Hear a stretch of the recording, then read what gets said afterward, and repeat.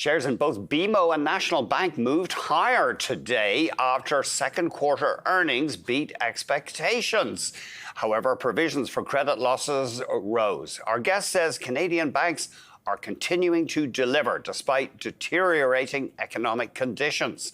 We're joined by one of our favourites, Martin Pelletier, Senior Portfolio Manager for Trivest Wealth at Wellington-Altus Private Counsel. Martin, great to see you. Thanks for giving us the time. You betcha. Start off with BMO, if you would. Anything jumping out for you? There had been worries about provisions for credit losses at this lender over the past year. Yeah, so the credit provisions are up to over $1 billion from $705 million year over year, and the return on equity is declining a little bit. And so there's a little bit of elevated credit risk and margin pressure, but overall, continue to deliver earnings beat, a little bit of a revenue miss slightly, and they raised their dividend. So, they're chugging along just fine. The stock's up 2% today.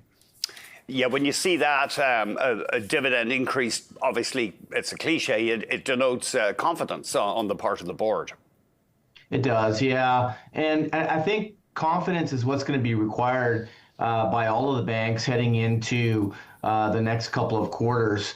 Everyone tends to be using the good old catchphrase, cautiously optimistic, without major credit deterioration. So, everybody's cautiously optimistic, and you can see that in share prices rebounding quite nicely over this year. What about National Bank? Of course, it's a different beast. It never took a big gamble on the United States. It doesn't have the national presence that other banks have. Looks like investors like those numbers as well. Yeah, they've had another strong quarter. They consistently beat quarter over quarter. And, they're just sticking to their knitting. Wealth management, capital markets, digital transformation. They're just doing what they're doing and trying to dominate, and they're doing a good job. And so I think that shareholders are being rewarded by a 4% rally today, and they're sticking to their knitting, and they're being careful with their mortgages as well too. They don't have to go international to diversify. Mm-hmm. They've got their nice little niche, and they're executing.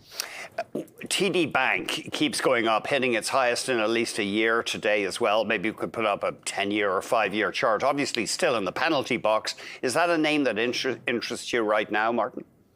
It is.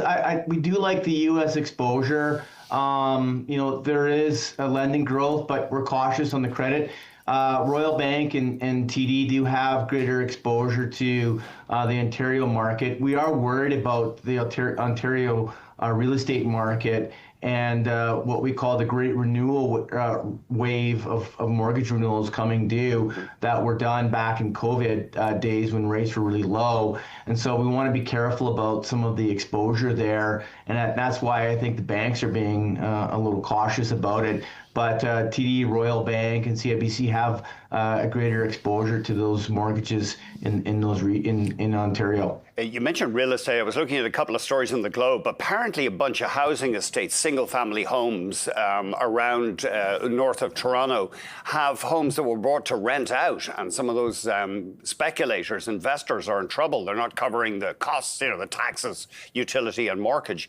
And also, home sales in the Toronto market have plunged. Now, I know that's just Toronto. It's not the rest of the nation. But there are signs of a real weakness in the market, in the country's biggest real estate market. Can you give us any perspective on Calgary right now, Martin? Yeah, actually, I'll talk about a little bit of Vancouver's has record amount of listings, and their realtors are actually being incentivized to not list houses and return some of the shortage of real estate signs out there. So it's not just in Ontario, but also in Vancouver. Calgary's a little bit of a different beast.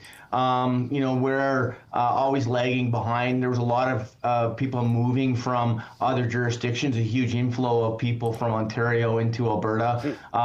The real estate is still significantly cheaper than Vancouver or Toronto, for example. There's a little bit stronger unemployment. So we're not seeing the same kind of weakness here in Calgary. as we're seeing in Toronto or Vancouver. Yeah, I saw some analysis that you in Alberta, you've seen actually pretty low per capita growth because of the population expansion, but you've still got much higher incomes than a lot of other provinces.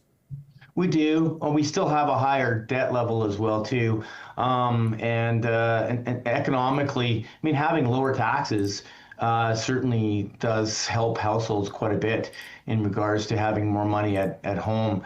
I read today that Canada's median income tax rate, we pay 70% more than they do in the U.S.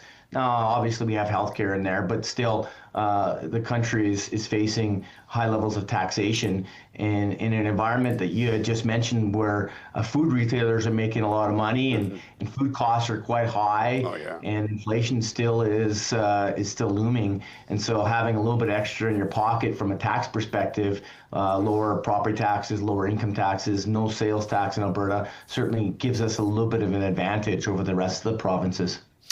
Martin has very kindly agreed to stick with us for a second block. After this, he'll share his thoughts on navigating what he says is the toughest market in years.